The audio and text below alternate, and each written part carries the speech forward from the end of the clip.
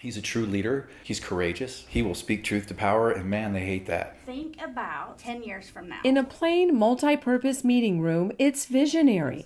This coalition is working to rewrite history. I'd say it's generational, what we're doing here. In 20 years, we expect it to flourish. Symbolic of healing. We need to figure out who we are. What's Ela Dam Coalition identity? Around the table are government agencies, nonprofits, a for-profit company, and the Eastern Band of Cherokee Indians. Well, this is tribal ideas, should be tribal-led. So we took a resolution to Tribal Council in February that asked for tribal support to form the coalition with the purpose of removing the dam. It passed unanimously, and we've been off to the races since then.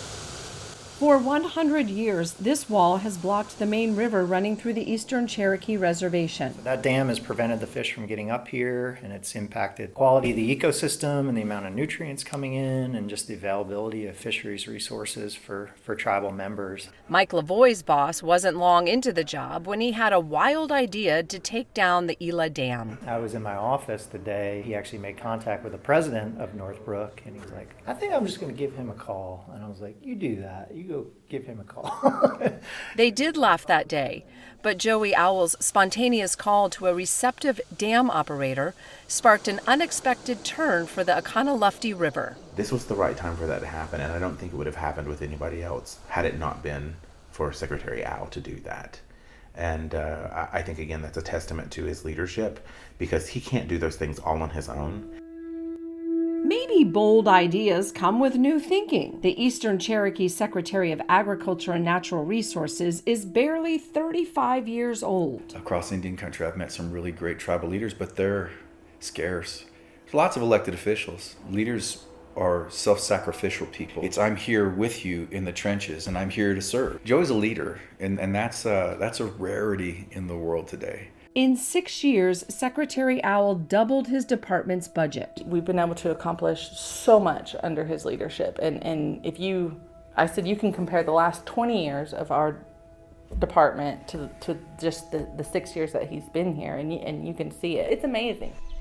With the U.S. Forest Service, the tribe is co-managing surrounding Smoky Mountain forests to improve harvest of materials for Cherokee basket making. Secretary Owle supported securing the first electric-powered school bus in the entire state. And with fishing tourism a huge tribal business, there are plans for a new fish hatchery. Not all bad for a former intern. So he interned for our department, and I took him up to our air monitoring site. And it was just funny because he's just, young. 6 years ago, that's when he became our secretary. And I was just like, what? You interned for us? My name is Joey Owle. In college, Owle studied environmental and soil science and tried research after a challenge from a younger student at an AISES conference. I walked up to this young lady's poster presentation, and I said, that's very interesting. I said, what year are you in school? She goes, oh, I'm a junior. And I went, in college? And she goes, no, in high school. And I went, shut up.